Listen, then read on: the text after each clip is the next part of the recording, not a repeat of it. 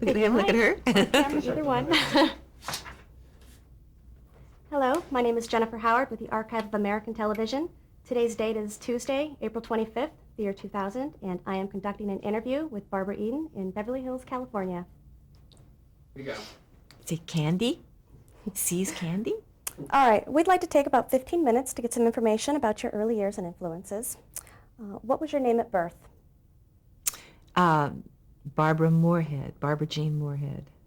Did you have any nicknames? Well, I did when I was a young girl, yes. Huffy, but my name then was Barbara Huffman. When were you born? I was born in Tucson, Arizona in the 30s. Where did you grow up? I grew up in San Francisco. Barbara Jean Huffman. My mother married Harrison Huffman. Okay. What was your mother's name? Alice, Mary Alice. And what did she do? Mostly a housewife, although she was a credit manager for many years at Granite Brothers, a big jewelry store in San Francisco. And what was your father's name? Harrison Connor Huffman. And what did he do? He was a telephone lineman in San Francisco. Did you have any brothers or sisters? Yes, I have a sister, Allison. Let's see. What traits do you think you inherited from your parents? Well, I don't think a sense of humor is inheritable, is it? That isn't in your genes, but they certainly nourished my sense of humor. And music, I guess that's what you would inherit. My grandfather sang, my mother sang, and we were a very musical family. What were your hobbies growing up? I really didn't have any. I enjoyed reading. I still enjoy reading. I had a library card when I was about 4 years old. My aunt and my mother took me to the public library, and from then on, that was the love of my life, and it still is. What kind of a student were you? I was a very good student until about the third year of high school. And then I suddenly discovered boys and dating, and but also I was singing and working 4 hours a day and going to school 4 hours a day. So I'm afraid my schoolwork suffered. When did singing and performing become an important part of your life? I guess singing was always there. I sang with my mother at home. I sang at church in the choir. And then, of course, later I sang to fund my studies. We didn't have a lot of money in our family, so whatever lessons I took, I had to pay for myself and work for. So I would sing with dance bands in the Bay Area, San Francisco Bay Area, and that would take care of my lessons at the conservatory and with Miss Holloway. What did you want to be when you grew up? Well, when I was very small, I wanted to be an opera singer. But as time went on, I realized that wasn't feasible. And once I studied acting, I knew that's what I wanted to do. And that was probably about the third year of high school. Were you acting in school plays? No, I didn't do anything at school, nor did I at City College. But I did with, I went to the Elizabeth Holloway School of Theater there, and I did plays with her. She would take them sort of on the road, and I did many, many plays with her, Shakespeare and comedies, and she was a wonderful teacher. She gave me a scholarship, and I quit City College and studied with her for a year full time. And then she said, Barbara, it's time you hop out of the nest. If you don't do it now, you never will. Either go to New York or Los Angeles. And I had relatives in Los Angeles, and so I came down to Los Angeles. What high school did you attend? I went to Lincoln High. That's where you graduated from? Yes. When was the first time that you saw television?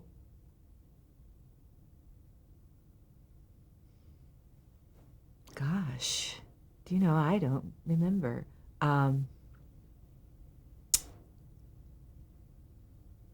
Did you have any favorite programs when you were growing up? Oh, yes, I Love Lucy. Sure. Um, but I don't remember. And I loved Dinah Shore. I loved her. She had, what, a 15-minute program first, and then it blossomed into an hour.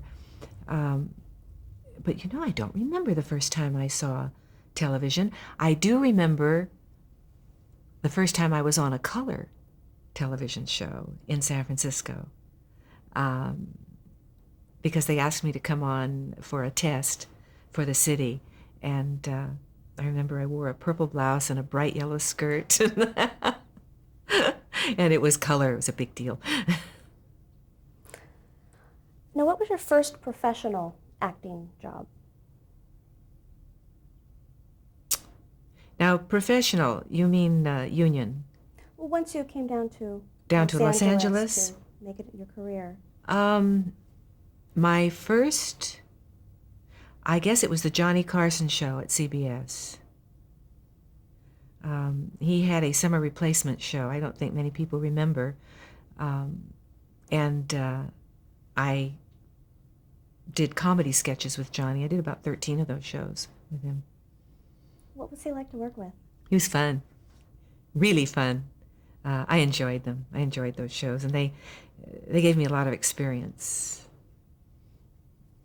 Great. Let's move on to your early television days. In 1956, you appeared on West Point. How did you get this part? Did you have an agent by this time? I had an agent, and I went in and read for the part. And that was my first trip to New York. And I remember I didn't have a coat. And it was cold in New York. I think it was in the fall. We went back there. But, you know, in Los Angeles, you don't have coats, you have sweaters. And I'm trying to remember the young man. I think David Orrick was my co-star in it. And as we flew to New York, he said, "Barbara, you don't have a coat." And I said, "No, I don't." He said, "You're going to be cold." And so he called an actress friend of his. As a matter of fact, she was in the pilot of I Dream of Jeannie. I can't remember her name right now, but she had an apartment in New York.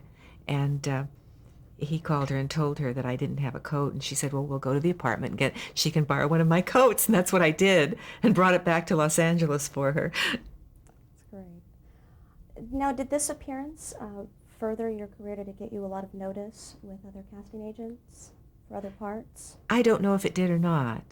It was, at that time, you know, it was, I was working quite a lot. I started, that was probably my first film job, actual film. And then I did the Jan Sterling show. She had a TV show. And I did Ann Sothern. And then I Love Lucy. And We'll I definitely was get to so that. pleased to be on that. It was one of her last shows. And she was so good to me. We'll definitely touch on the I Love Lucy. Yeah. In 1958, you landed your first television series, How to Marry a Millionaire. How did that come about? Well, actually, How to Marry a Millionaire was an accident. I had done a play at the Laguna Theater with Jim Drury, who was a very well-known actor in Los Angeles. And everyone came down to the theater to see Jim, so of course they had to see me too. And a director, Mark Robeson, saw me in the play and had me come back to 20th Century Fox and test. Well, actually, no, I didn't test. He had a film. He was doing Peyton Place. And he cast me in the film. And this was on a Monday. And on Friday, my agent called me and said, "Barbara, I'm sorry, but you don't have the part. They have someone who they owe a film to. Motion picture studios keep people under contract for 2 or 3 pictures a year or something. At least they did then. So she got the part because they owed her a great deal of money. And Mark told me later that he almost got fired from the job because he was very upset. He wanted to cast it differently. But because of that, Fox tested me and gave me a contract. And that was one of the last studio contracts they were handing out, actually. And while I was under that contract, I did a film called A Private's Affair. And then one day I was at home, and the head of the television section of Fox called me and said, "Are you as good as your notices?" Because he'd read the notices from the play at Laguna Theater. And I was so green. I said, I don't know. I don't know. Now I'd say, sure. But then I don't know. And he said, well, how do you feel about doing a TV series? And I said, oh, that's fine. Everything was fine with me at that time.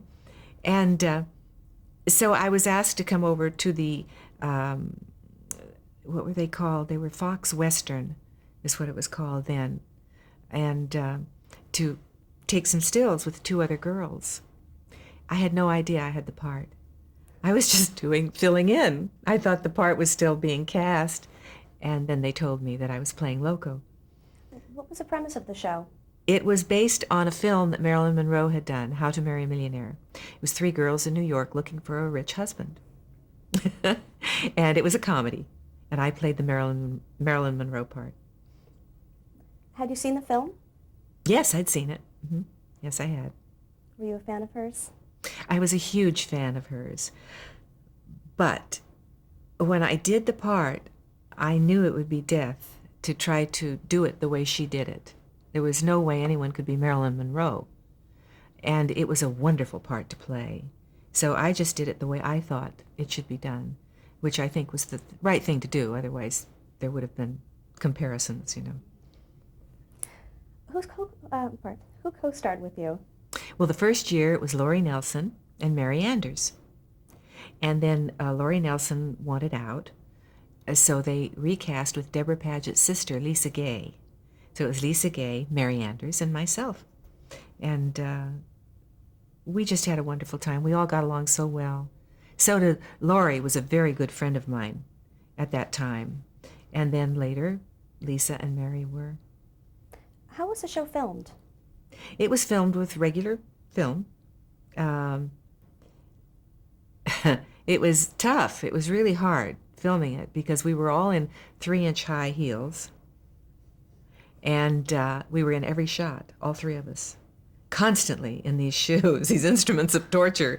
And we would shoot 13 hours a day and then go home and learn all this dialogue because it was very fast, back and forth. So it was a tough job, a really tough job, but a good school. It was my finishing school in film. What were some of the storylines? Do you recall any? My dear, you're asking me.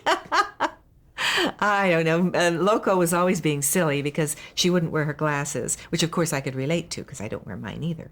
You see, and she was bumping into things. She was very naive. That, of course, gave you a lot of comedy material. And misunderstanding what everything meant. I don't really remember any of the storylines. I have them all back there, though. We can look at them. Why did the program go off the air after 2 seasons? I don't really know. It could have been that at that time Fox was trying to build a 4th network. And this was on the so-called 4th network. And that all went bust. So the shows that were on that network went off the air. I didn't mind because then I went into feature films at Fox. So the series gave your career more exposure? Yes, it did. What it did mostly for me was give me experience, camera experience. Working 5 days a week in front of a camera for 52 weeks in 3-inch high heels. You build up a lot of stamina, and you learn what your marks are and what the lights are doing, and you learn. It was great.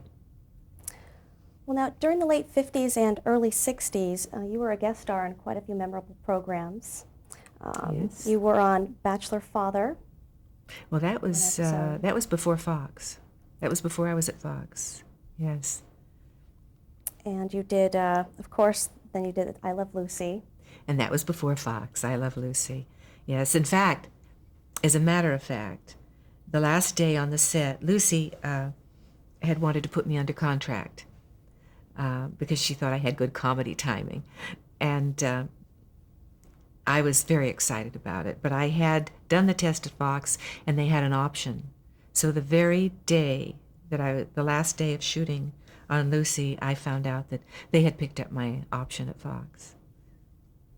What was it like working on I Love Lucy with all of the stars that you knew from watching the show? Well, of course, I was in awe. I was absolutely just all eyes, just all eyes. But the most wonderful thing was Lucy. She was so good to me, so good to me. I had worked with another very big feature star who was not good to me. So I was a little worried when I came to her set. I thought, oh dear, I hope this doesn't happen again. Because when someone wants to pick on you, they can really make your life miserable. And but she was so kind. In fact, she asked me to come over to her dressing room, and she said, you like that dress? And I said, oh yeah, I like it, I loved it. The costume I was supposed to wear. And she says, take it off. And so I took it off, and she and the woman who styled her hair, I don't remember her name, but they sat in her dressing room, and they punched little sparkly things all over that dress just to make it look prettier. Now, I don't know many stars that would do that, even if it is their own production, I was flabbergasted. It was just wonderful. It was just wonderful. Do you recall what the storyline was about on your episode? Yes, I do. That I remember. I was her country cousin came to visit. And I believe the show, I don't know if it opened, but it was about a dance at the country club, and none of the men wanted to dance. All the wives were sitting there, let's dance, until cousin, whatever her name was, came in and said, hi! And here I was in that dress that Lucy had fixed up with all the sparklies. And I came to sit down, and someone asked me to dance, and then they all stood up and wanted to ask me to dance, and I said, I'll take you, and you. Oh no, my mother said too. That was one of those things. And of course I danced with Desi, and that gave Lucy lots of fodder, to make her faces and look upset, and it was fun. It was fun. Let's see, you were also on Gunsmoke. Yes, I was. That was also before Fox, with Robert Vaughn. And the director, we had a very good director. That was one of my very first jobs. It was a Romeo and Juliet based on, script. And that was my first experience with, they always tell you, casting directors ask you, can you ride a horse? You say, oh yes. Oh yes, I can ice skate. I can ride a horse. I said, oh, well, yes, I mean, in Los Feliz, I can ride a horse that way. And they said, oh, okay, you can ride into the shot and out of the shot. Well, I had never been on a horse in my life, Scared to death. They finally had me walk into the shot on the horse. I was on the horse, and the horse glump, glump, walked into the shot. Oh, dear. Oh, the Andy Griffith Show. Oh, yes. Well, that was after I left Fox, the Andy Griffith Show. That was wonderful. I really enjoyed that. His scripts were always so good, well constructed. He had good directors. And they were such good actors. It was a pleasure. It was comedy, but it was comedy that it had something to say. And I loved it. What was it like working with Andy Griffith and Don Knotts on the set? It was wonderful. It was wonderful. Andy Griffith, I guess, can be a taskmaster, but he liked me, and he liked my work, and we're not close friends, but I still see him today. And Don, of course, I toured with Don and Last of the Red Hot Lovers a couple of years ago. And he was wonderful. We had our little scene. It was The Manicurist was the title of the show. Yeah, they're so good. Both of those men are so good. So talented. Definitely. Burke's Law. You made a few appearances on that show. Oh, yes. Yeah. Yes, I did. Now that was that before or after Fox? I guess after, huh? I have that in the mid-'60s. Yeah, that was after then. Yes. Well, that was for Aaron Spelling, who was a good friend of my husband's. So it was always a pleasure to work for Aaron, and a lot of times they didn't have the budget to pay me for what it should have been, and I'd say, well, all right, we need a new kitchen. I saw Aaron just recently, and I said, Aaron, I need a stove and a refrigerator. And he chased me out of the room. What was the premise of that show? Burke's Law? Oh, that's a good question. I don't remember. Was he an attorney? Actually, I I thought think he was an attorney, wasn't he? that or a detective. Yeah. Was that a fun show to work on? Yes, it was. It was, especially because he had so many interesting people. They cast the show so well. They had a lot of very colorful actor types in the show, so it was fun to work with them. And of course, you were on Rawhide. Oh, yes. That was just before I did Jeannie, and I was pregnant, and I didn't know it. And later, who sent me a picture? Because I wore tights and a bustle and I was a dance hall girl and a hat, and you see me on this railroad car, pushing the railroad car up and down, and I don't know if it was Clint or if it was the director sent me, I have it in there, a picture saying, "Little did we know she was pregnant," underneath. But I had already done the pilot for Jeannie, but I didn't know. I was going to have a baby. What was it like working with Clint on that show? He was very professional. Of course, that show had been on many, many years by then, and everyone sort of knew what they were doing. If you came into it, you had to get used to it because, and it was definitely a man's show. This was not a woman's world, But I enjoyed it. I enjoyed it a lot. Good scripts, good direction, and Clint's a wonderful actor. And so was, do you remember the co-star, his co-star in that, who drowned? Oh, gosh. Yeah, I can't think of it at the top. He drowned in South America. He was doing a film down there. But they were both very, very good actors. So it's always a pleasure when you don't have to work so hard to make something real. Was there a particular type of role that you played at this point? No, I don't think so. I was like a ping pong ball. I'd go from doing flat out comedy to drama to, it didn't matter. I think one of the shows I really enjoyed doing more than anything else was Dr. Kildare. And why was that? It was such a good part. It was such a good part. And who was the actor in it? Oh, golly. I told you I'd do this. I told you I'd forget names. Never forget what's his name. He was so good. But he was, Richard Chamberlain, Raymond Massey. No, but they weren't, this was the guest star, yeah. Oh, Raymond Massey. I did a film later with Raymond Massey. He was fabulous. And of course, Richard Chamberlain is superb. But the guest star was like, he reminds me of Spencer Tracy. What sounds like? I'm sure we'll think of it much later. Anyway, I loved it because of him, and I can't remember his name. What was the part that you played? I Dr. played a Kildare? Southern nurse who was looking for a rich husband.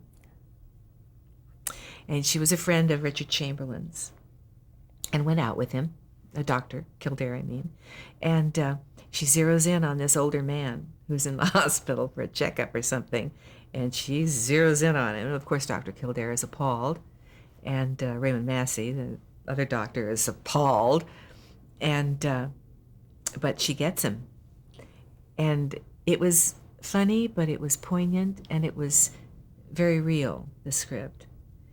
And his character looked up at Richard Chamberlain when Richard and Raymond Massey came into his room and said, "She's a gold digger. You don't have anything to do with her." And he said, "Why? Of course I do. I have something she wants. She has something I want. We understand each other perfectly well." And we like each other a lot. And so the last thing you see is her wheeling him out of the hospital in a full-length mink coat. It was a fun script. Were you interested in having another full-time role in a television series, or keep going with films and guest appearances? I don't think I really thought about it. I was so busy working. I was working almost every week. I worked at Fox. I worked at, constantly, so that when a job would come up, I'd look at it and say yay or nay, and that's about it. I didn't think of where I was. Maybe I should have, but I didn't. So it didn't really matter, as long as the part was interesting. Now, in 1964, you co-starred in the feature film The Brass Bottle. Mm-hmm. Describe that film. The Brass Bottle. That was with Peter Randall and Burl Ives. And I played the girl from Pasadena. I did not play the genie. Burl Ives was the gin. And then they had a very beautiful, dark-haired Mediterranean type playing the genie. And it was a comedy, of course, with Tony Randall in it. But, well, there's the doorbell. Well, great. We'll stop right there and Shall we? catch up in just a moment.